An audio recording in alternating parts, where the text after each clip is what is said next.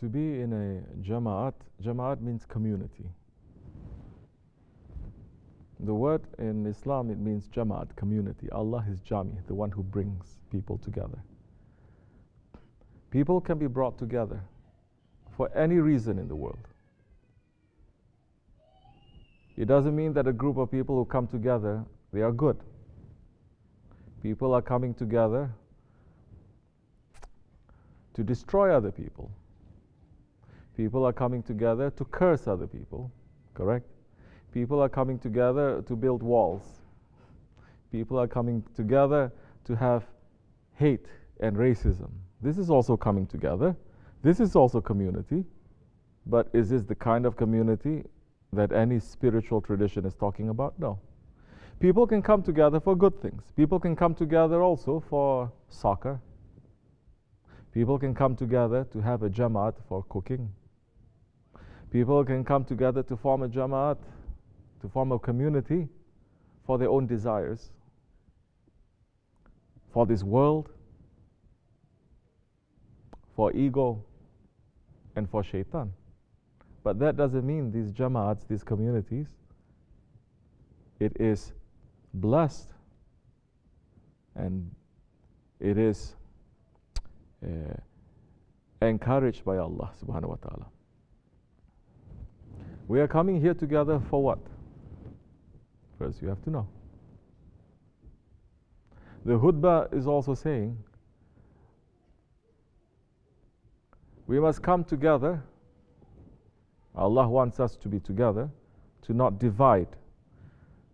But what it is that is not going to divide? It says, come together and to unite what? The hearts. Skin color may not be in unity, doesn't matter too much. Language doesn't matter too much. Interests doesn't matter too much. But the heart must come together, because the heart is the most important thing. Now, if the hearts are together and still you're a little bit separated from each other because of your language, because of your interests, because of your attitude, because of your knowledge, doesn't matter too much, because the hearts, they are together. This is the most important thing. Community, a jama'at, is not, they say in English, we're not aiming for utopia. We're not aiming for paradise here on earth where everybody lives completely perfectly. It is not. This world is not perfect. Our lives are not perfect. And we have the traditions of the 124,000 prophets, their prophets with their nations and with each other, to show that there will always be some form of difference. But you can use that difference to divide, or you can use that difference to also unite. The Prophet ﷺ also said, differences in my community, it is a blessing to my community. Differences in my community, it is a rahmat. Why is that? Now you see, in the ways of doing, in the ways of shariat, in the ways of the physical laws, religious laws of our Islam, following the way of the Prophet, the Ahl Sunnah way, there are 4 mazhab, 4 schools of thought. They are not sects. People always make that mistake, just as people make the mistake about commune and a community. A group of people together and utopia, they make the difference. So, mazhab is not a sect. A sect is one group that is against to another group, or one group that came off from another group and that divides itself again and again and again, and they don't necessarily see things eye to eye. They don't agree with each other. And when it comes to sect, especially in religion, usually it comes to war, it comes to violence. These are 4 schools of thought. These are 4 ways to go to the same destination. Just as when you take the highway, big highways, you have not only 1 lane, you have 4 lanes. You want to go fast, you go all the way to the left. You want to slow down, you go all the way to the right. each according now to how they want to reach, where they want to reach, according to their own reason and intention. So these 4 schools, this mazhab, in Islam this is Sharia, correct? They are not fighting with each other. They're just different ways of doing it. Why is this important? This is important because if you have one way to go, it's okay when there's like 100 cars on the road. There's only one road, correct? What happens when there's 1,000 cars with one lane? It's going to be some trouble. What if there's 1 million cars? Forget about it, like they say in New York. So what do you need to do? Now when you have several lanes going, that is a mercy. People say, no, you are dividing. It is not dividing. You're not separating from each other. Still same direction, same goal, but now you have different ways to reach it. Because in terms of, this is what I'm saying, Prophet ﷺ saying the differences in my community is a blessing to the community. Because, for example, in doing things, in, say, making your ablution, washing yourself before you pray, very important. All prophets did that. Especially the prophets of the Old Testament, they all washed themselves, of the Bani Israel, including Isa alayhi salam, he washed himself before he prays. We have several principles of that, of washing. But now, according to the 4 schools of thought, some say that you have to have running water continuously in order for that wudu to be sahih, for the wudu to be acceptable. Some, they say it is not running water, it is the amount of water. Some, they say it is not the amount of water, it is how much water covers the skin. Now everyone has their own logic and reasoning according to the Quran and the Sunnah, according to the scriptures and according to the practices of the Prophet, because these are the 2 things that we hold on tightly to. Islam is based on these 2 things. It is not only the book of Allah, it is according to the traditions of the Prophet. Because it is through the traditions of the Prophet that explains the book of Allah. If there's no one to explain the book of Allah, then you'll have billions of interpretations. And when you do that without following the one who is the book was sent to, you're interpreting only with your ego. What happens? You become a sect and you start fighting with each other. Now these are the different ways. It's very simple. Did the Prophet ﷺ, did he wash himself with running water? Yes, he did. Did he wash himself with a big quantity of water? Yes, he did. Did he wash himself with a small quantity of water? He did that. He did all these different things, and it is a blessing. These different things, it is a blessing because now it suits to your time and to your place. For some, they live in where water is plentiful. Some, they live where there's no water at all. Some, they live where there's completely no water and they have to make the wudu with dust, with tayammum, and that is also allowed. Now you ask a question. You're saying, being in a Jamaat like this, being in a community, sometimes you feel alone or you feel individualistic. And I said, it is not the aim of a Jamaat now to have one body, one mind, one spirit. No, the hearts are together. We feel, we know, we observe, but you still maintain your own identity. You have to. There's a difference between a Jamaat and a cult. You understand? The cult says no identity, everyone must be the same. It isn't. It's very easy to say, I have my group, I want everybody to be the same, to force everyone. It's very easy to run things that way. Military has been doing that, other places have been doing that, everyone to be the same. It is very difficult to have a group and to say, no, we're not aiming for everyone to be the same. Our hearts are together, but everyone must come to their own individual identities and secrets and understandings. That is the most difficult thing to do. That you have to balance the 2. Do you understand what I'm saying? That you have to balance the 2. To just say everyone is the same, cookie cutter, is very easy. People have been doing that for thousands of years. To say we want a community, but no cookie cutter. We want everyone to be individual and different, but to work together, that is almost impossible. And that is where Tariqat and Sufism steps in.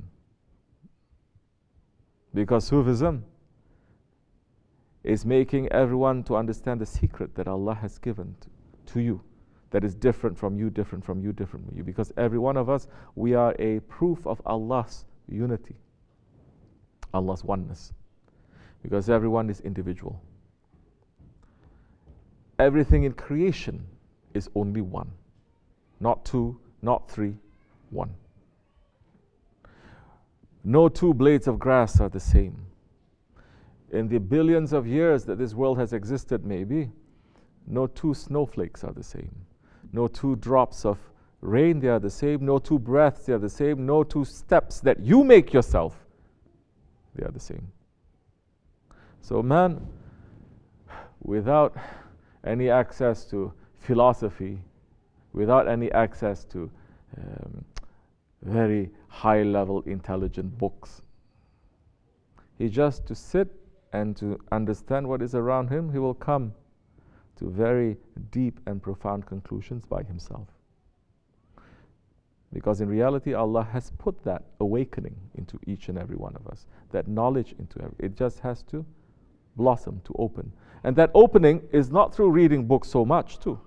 That opening is when you yourself, you allow yourself to open, to understand. That opening is not also just to meet someone and to listen to someone. It's whether you allow yourself to open to listen to that someone. There are millions who read books, they gain nothing from it. There are billions who meet people, they meet Salihin, they meet the friends of Allah, they meet the prophets of Allah, nothing happens to them. In fact, they become worse. It is not the fault of the books or the teachers or the inspiration. It is how you open your heart. Now, being in community, when your heart that you are trying to unite and to be together, what happens then? Your heart gets bigger. What does that mean? You will start caring. The way you care and the way you look for yourself, you'll start caring for the next person. Now, people come to the dargah, people come to a community. First, if they really want to come, they go through a honeymoon period. Everything is so wonderful, everything is so nice. That is a phase they have to go through. Then later they discover, oh, people are kind of different. That is a phase they have to go through. Later they discover, oh, this is not what it seemed in the beginning. That is also a phase that you have to go through. All these phases, they are just a step. They're not true completely, they're also not false completely. Just as when you first fall in love, or you have a crush. I don't know why they say crush. What are you crushing? You're crushing your ego, maybe. But no. Crush, usually your ego gets bigger. Everything you don't know, but you feel so much. Then later you get to know the person, the real person, things start shifting. Then when you decide to commit to each other and to live your life, things start shifting again. Then when you decide to marry and pay the bills and raise children, it starts shifting again. When you have grandchildren, it starts shifting again. It doesn't mean the first time when you fall in love, that crush, this is more superior to when you're a grandfather. In fact, when you're a grandfather is more superior than when you first had the first flush of love. Because when you first have that, just that feeling, it is empty. There is no fruit. There is no value really. It's just you. But when you start to, a person is in front of you, start to negotiate with that person, there is still that love, of course, but this person is a completely different person from you. Now you love. The love, it is also part of you has to disappear. So you become, that love now becomes more full, more complete, more mature. It starts to produce results. Do you understand? So that is a phase that you're going through. You're going to, of course you're going to see, either you're going to feel so alone, or you're going to feel that everyone is just being selfish. That's just a phase that you have to go through. First, you have to ask yourself, whenever you're going through that, what are you here for? What are you here for? If you're here just to have that honeymoon period, it is not real, it is not logical, it can never continue. If you're here to produce something, which I'm sure everybody wants to produce something, and I don't mean physically also, I'm talking about being more complete, being more of a human, understanding yourself, understanding the caring, having your heart to grow, to break the idols in there, the idol of yourself, and to grow.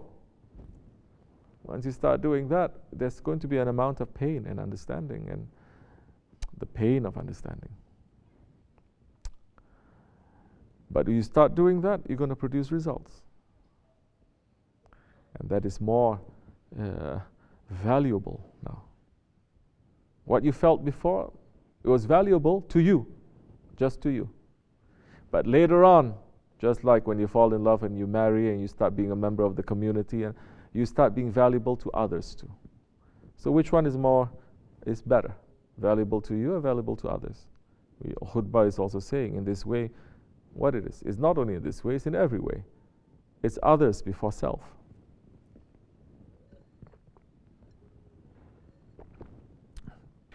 And Shaitan and our ego never wants us to be in community.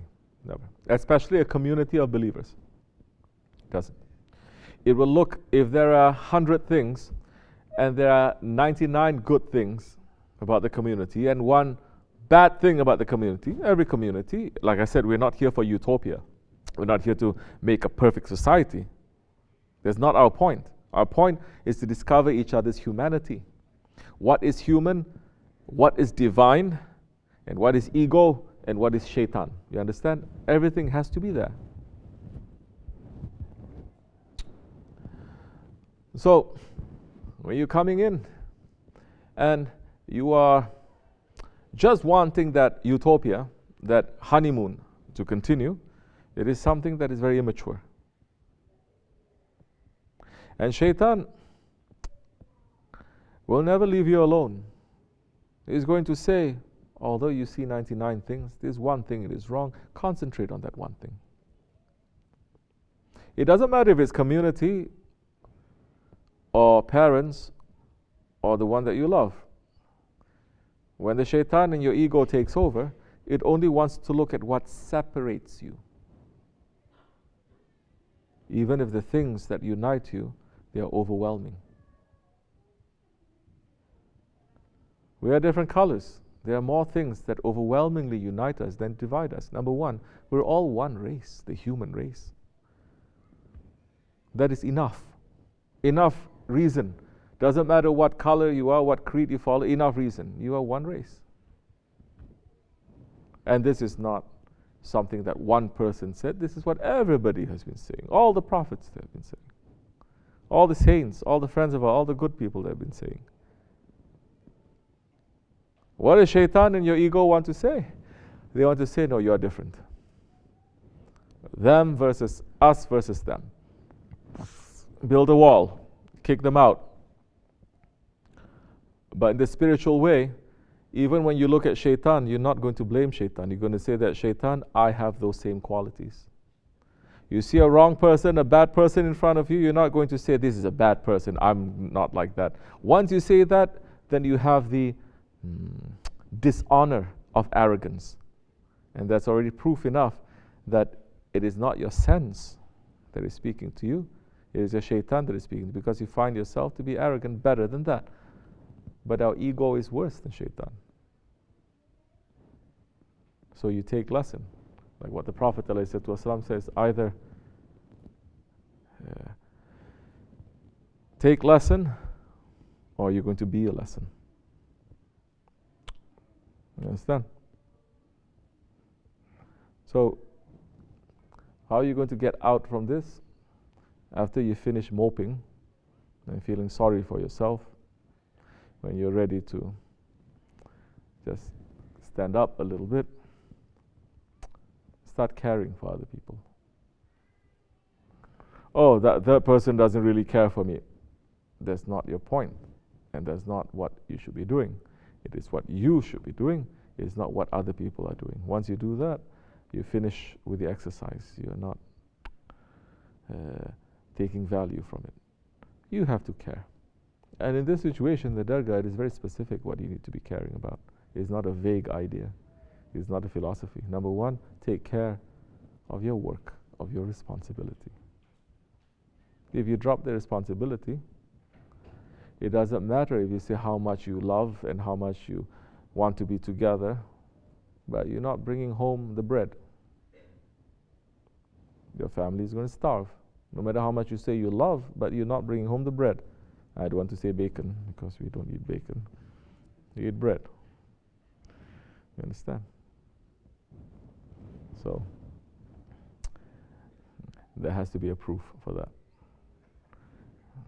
Inshallah, may Allah make us to become more mature in this understanding and less childish. Ego is very childish. It's not mature. May Allah forgive me and bless you, inshallah. Fatiha.